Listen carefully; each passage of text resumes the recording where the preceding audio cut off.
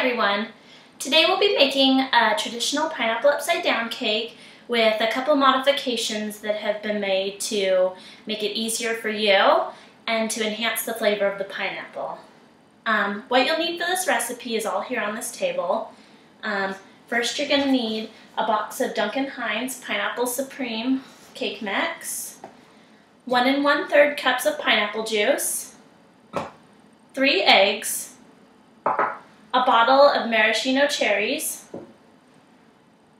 1 1/2 cups of brown sugar, a can of crushed pineapple, 1/3 cup of oil, and a stick of butter. Now how we're going to start this out is we're going to make the cake mix first, since that's the easiest part. First what you're going to do is, of course, dump your cake mix into a bowl. And next is actually going to be our first modification. Now, the back of the box tells you what you need to add to the cake mix, and one of the things that they tell you to add is 1 1/3 cup of water. Well, I like to use pineapple juice instead of water because it really enhances the flavor of the cake, and you know, it's really moist and it just adds a lot of nice flavor to it. So we're going to add that in as a substitution. Next, we're going to add our eggs in. And a little tidbit is I always like to crack my eggs ahead of time in the bowl instead of right in the bowl that you're mixing all your other foods in, because once in a while you just might get a bad egg and you don't want to ruin your whole recipe over one bad egg. Next, we're going to add the oil, and then we're ready to mix. Now the nice thing about cake mixes is that you can use a spoon or a hand whisk, and they'll generally turn out really smooth without all sorts of lumps in it like you might get if you're baking from scratch. I anyways like to use a handheld mixer just to ensure that I don't get any lumps, because I really hate it if you bake something and then after the fact you can see the little lumps in your baked goods on where you didn't mix properly. So I just like to play it safe and use one, but it's completely up to you.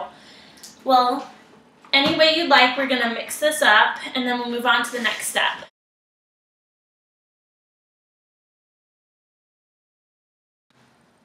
Alright, now that we're all done mixing and our batter is free of lumps, we're going to set that off to the side and begin working on filling our cake tins. Now, for this specific recipe, I'm going to tell you all to avoid using liners in your cupcake tins for a couple of reasons. First of all, you want these to look pretty when you flip them over, and if you use the paper liners, that's just not going to happen because the batter and the fruit is going to stick to the paper and you won't be able to separate it, and it's just going to be an icky mess, so totally avoid that.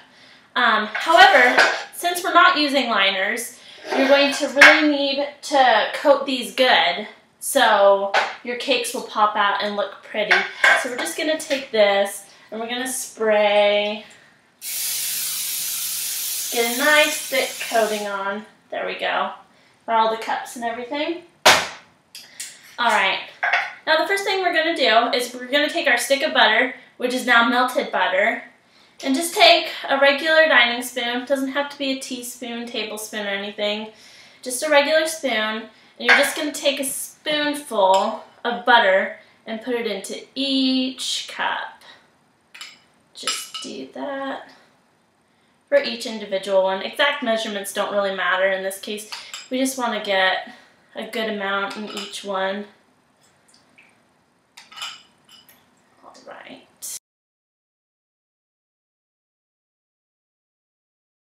Next, we're going to take our brown sugar and we're going to do the same thing that we did with the butter. Just use a regular teaspoon, not a teaspoon, but tablespoon, and just, you know, take a good spoonful and just plop it right into your tins.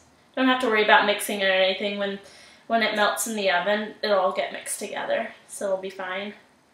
Just going to put a good size dollop into each one.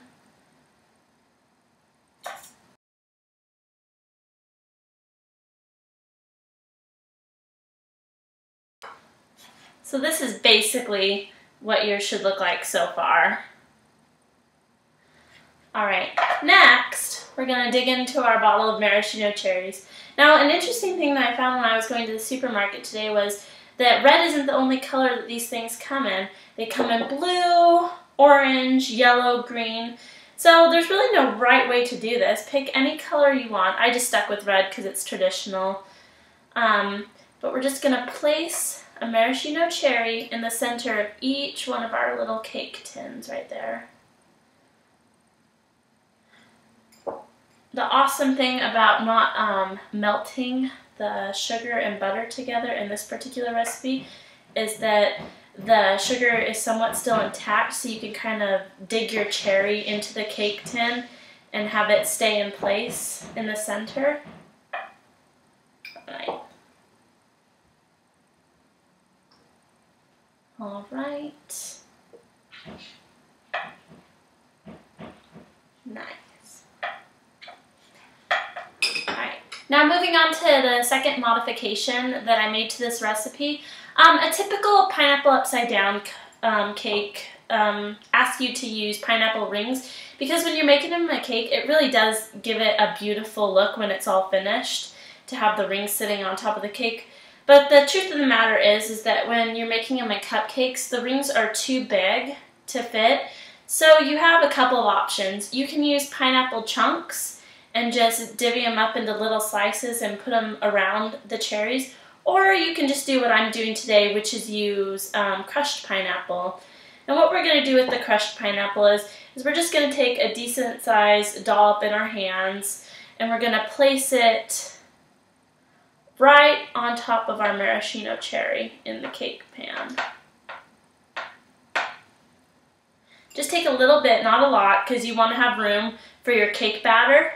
So just take a little bit and kind of plop it on top of and around your cherry.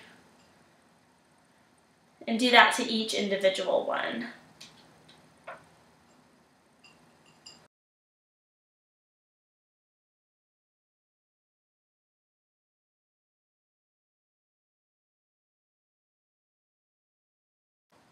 Alright, so now that we have a decent amount of pineapple surrounding our cherries, but our tins aren't too full, we're ready to move on to the next step, which is adding our batter.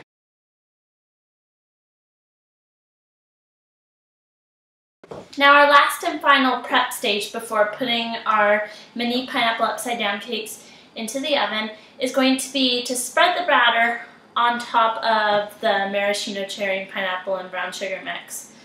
I like using a measuring cup to do so because I'm a little bit on the messy side and this just avoids all that mess of getting the batter everywhere. So we're just going to take them and we're going to just spread our batter onto our cakes.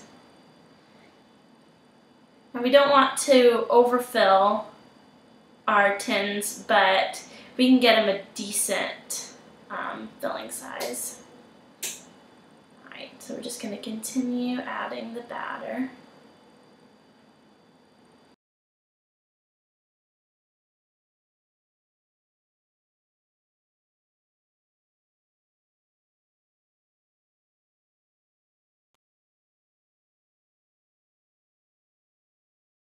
Now that we've scooped up all our batter into our cake tins, they're officially ready for the oven. Now you're going to want to have your oven preheated to about 350, and we're going to want to let these sit on the middle rack. That's where they're going to cook best. Alright, so we'll just set them in there.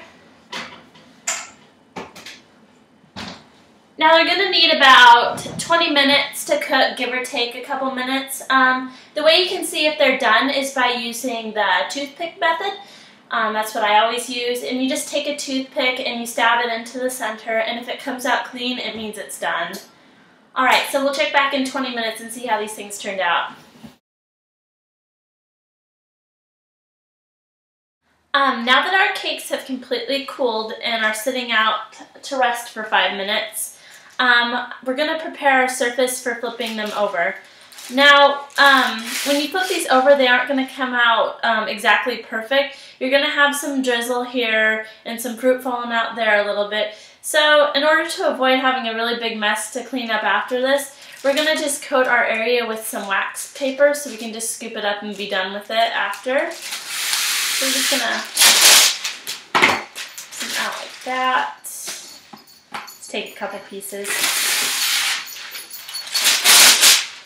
One thing you also want to do before you attempt to flip your cakes over is you want to take a knife and you want to just go around the outside of the cups a little bit, just cutting in, because you want to loosen them up a little bit so they're not quite as sticky.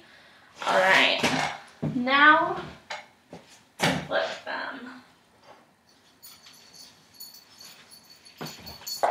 Moment of truth here, folks.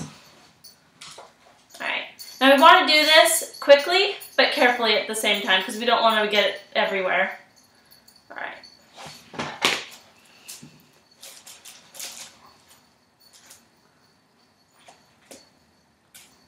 Alright.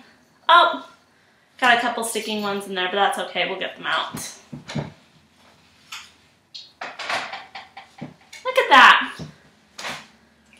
There you have it. Thanks for watching, guys.